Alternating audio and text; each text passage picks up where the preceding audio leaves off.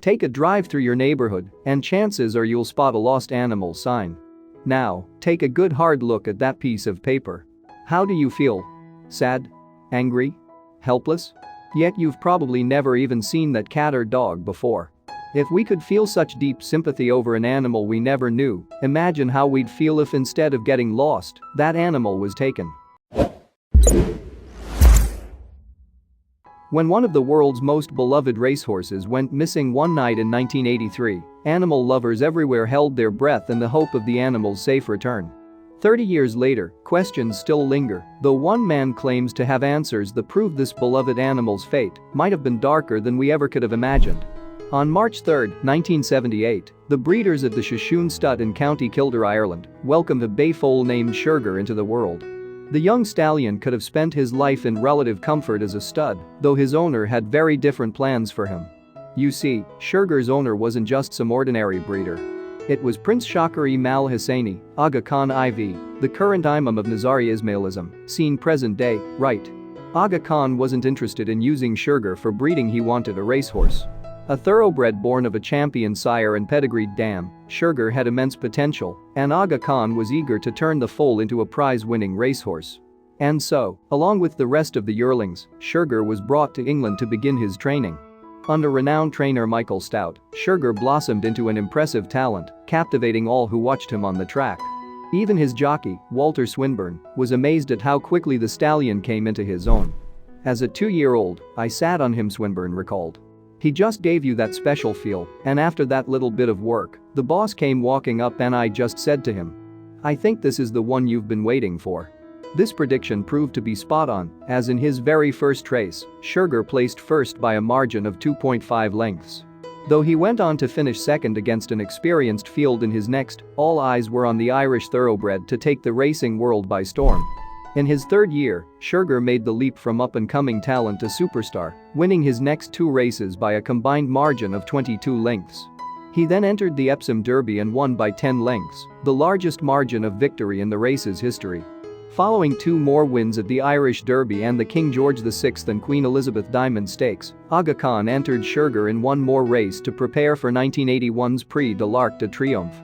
In a shocking turn of events, Sugar wound up placing 4th. Concerned over Sugar's poor performance, Aga Khan and Stout opted to run a series of tests on the horse to see if poor health had been a factor. Surprisingly, the tests came back negative, though one thing was for sure: Sugar would never race again.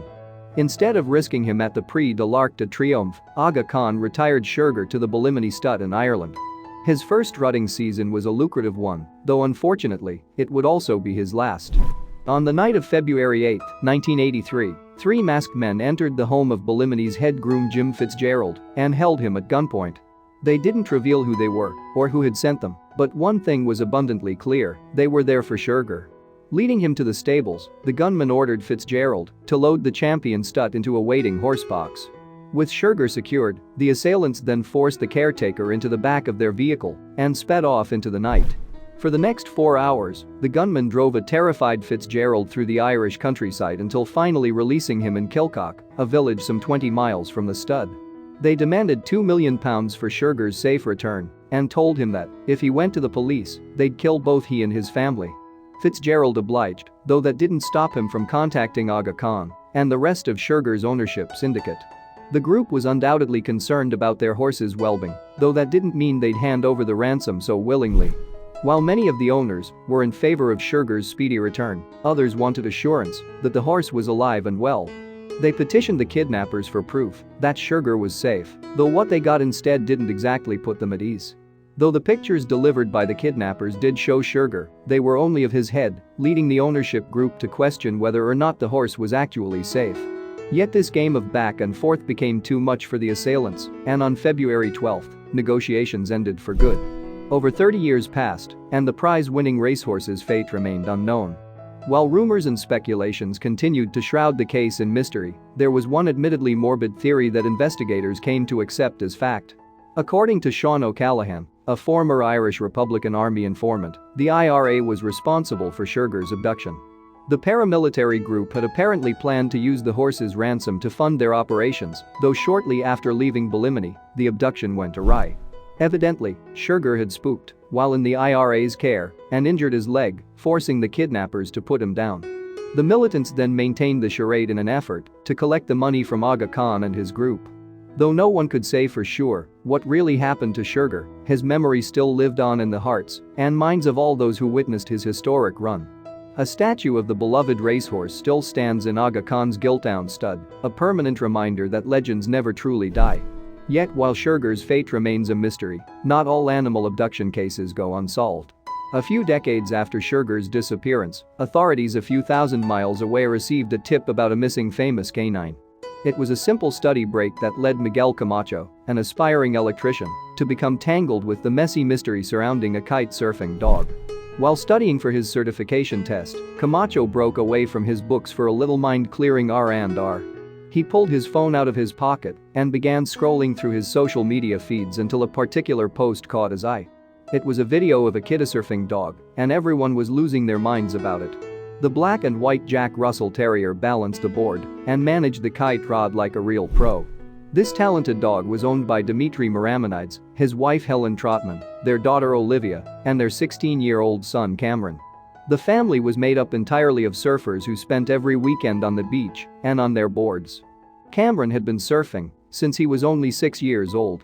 Everyone who knew him could see that he was a natural and would someday make it big in the world of professional kitesurfing. In fact, young Cameron was recruited by Team USA and was set to compete in the 2020 Summer Olympics. Him and his family, zoos included, were all at a kiteboarding competition at the North Skyway Bridge Beach a few days before when something terrible happened. After the Maramonideses looked away for a split second, they turned back around to notice their dog Zeus had been stolen. The family was desperate to get their dog back and spread the word of Zeus's abduction. Now, remember Miguel? He'd been sucked down the rabbit hole of Zeus YouTube videos and noticed that the latest featured Cameron pleading that people keep an eye out for Zeus. He'd been taken by a middle-aged white man in a gray sedan. At first, Miguel felt sympathetic to the family and the pup, but didn't give the story much more thought. However, right when he was about to put his phone back in his pocket, he noticed a gray sedan pulling up and a middle-aged white man got out of the car. It looked suspicious at first, but there are plenty of white men driving gray sedans. Still, something kept Miguel alert, and soon the strange man opened the car door and a black and white Jack Russell Terrier jumped out to do its business. Miguel quickly dialed the phone number left in the video's comments, and to his relief, Cameron picked up. When Miguel quietly described the dog in the park to Cameron, he replied, "Hey man, that's my dog." Miguel then quickly called the police, but they told him they could take no action without the owner present. Once Zeus had finished, the man pulled him back into the car and began to drive off. Miguel didn't have time for this. He had to make it back to school for his test. You know, the one that would determine his grade in a crucial class. Miguel, though, didn't want to let him out of his sight. He jumped into his own car and began following the sedan, aware the man ahead of him could very well be dangerous. After several miles, the man pulled over and got out of his car. "Why are you following me?" he barked at Miguel while approaching him aggressively. "I don't think that's your dog," Miguel calmly responded. "Of course it is," the man yelled. So Miguel called out Zeus. Excited to hear his name, the dog jumped out of the car and ran towards Miguel, who quickly scooped him up and beat a hasty retreat from his abductor. After saving the dog, Miguel returned him to his family. "We are still pinching ourselves to see if we are dreaming," said Helen Trotman, wife of Dimitri Maramonides. "We are so fortunate Miguel was there and was willing to put himself into a possibly dangerous situation to get our dog back. Unfortunately, the chase took Miguel longer than he'd have liked. And following the sedan and rescuing Zeus, he missed his engineering test. This, he knew, meant he'd failed the class. His dreams were dead." But the Maramonideses dulled the sting a little when they asked whether Miguel wanted to receive the $3,500 reward via cash or check. He had no idea what they were talking about.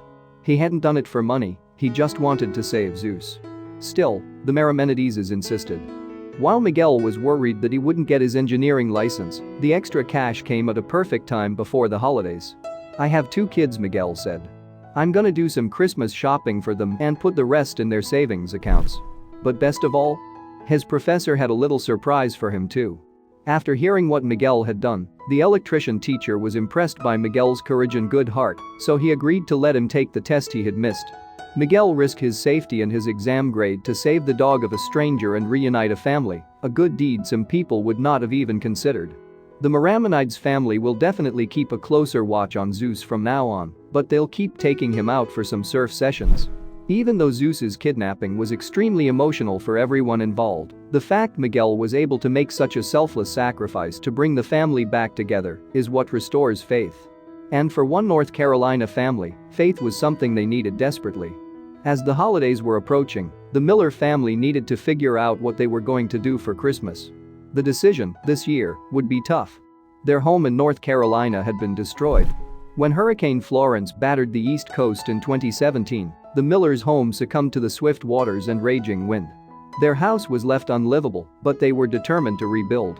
Riddled with hard times, Jacob and Jamie Miller wanted a break from their chaotic life. Lucky for them, family and friends were willing to take them in, while their beloved German Shepherd puppy, Frank, stayed in South Carolina with Grandma. So, they boarded a plane and traveled to Salt Lake City, Utah, to spend Christmas with their extended family. Still, their two boys, Perrin and Rainer, wished their furry friend could join the celebrations. Then, shortly after arriving in Utah and just days before Christmas, the oldest son, Perrin, complained of a persistent headache and intense pressure in his head. Concerned for their son, Jacob and Jamie rushed him to the hospital. Upon arrival, doctors immediately examined Perrin to determine what was wrong. Facing test after test, all 8-year-old Perrin could think about was his puppy back home. Finally, after what seemed like an eternity, doctors were able to pinpoint the cause of Perrin's pain. Nothing could have prepared the Millers for what the doctors were about to tell them. Perrin, doctors said, had a tumor growing on his brain. He was diagnosed with stage 4 glioblastoma multiforme, an aggressive, deadly form of cancer, especially in children. Nothing breaks a parent's heart faster than hearing the words aggressive, deadly, and cancer in relation to their child.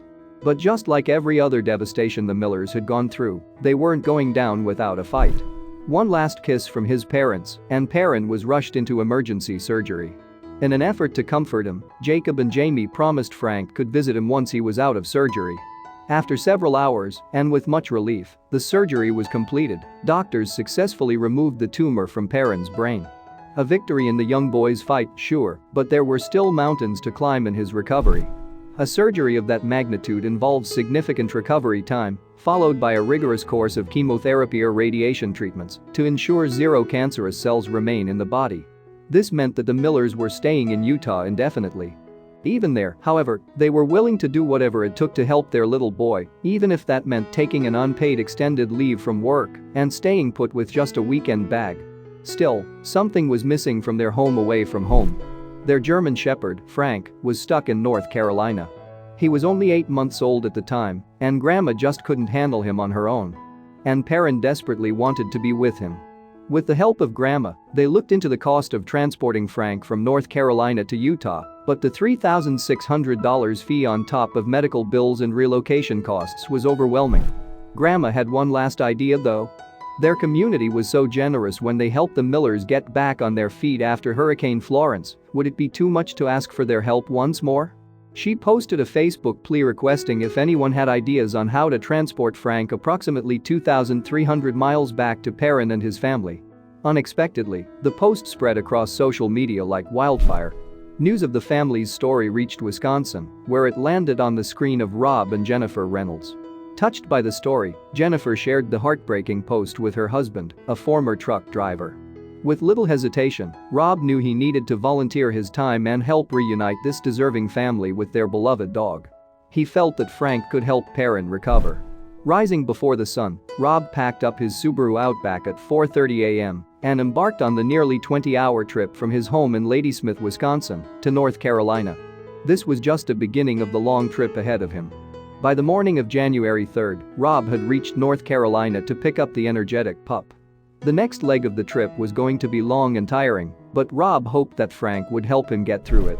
Since the story had already spread across the internet, Rob posted updates on Facebook in regards to their 2,300-mile cross-country trip.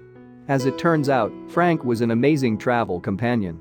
"Frank and I got along very well," Rob said. "He would sleep or play with his toys. We'd stop and go for walks. If he wanted to use the bathroom, he'd bump my right arm. He was perfect.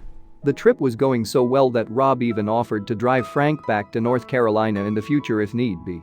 But after 52 hours of driving, Rob hoped that wouldn't be the case. On January 5, 2019, Rob and Frank arrived in Salt Lake City.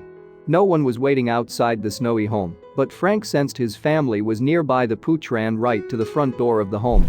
72 hours after leaving North Carolina, Rob rang the doorbell in anticipation, unsure what state the family would be in on the other side. As the front door swung open, Rob knew the drive was totally worth it. Frank and the Millers went crazy at the sight of each other. For the first time in what seemed like forever, Perrin's face lit up with excitement. The boy explained, "I felt really excited to see Frank. I just really like Frank, and he's a good dog. Forever indebted to this kind stranger," Jacob explained. "It's been a whirlwind. It's been hard. But it's been overwhelmingly awesome at the same time. After everything the family had been through, it was a blessing to have Frank back in their arms. The only thing left for the Millers to do was keep on fighting."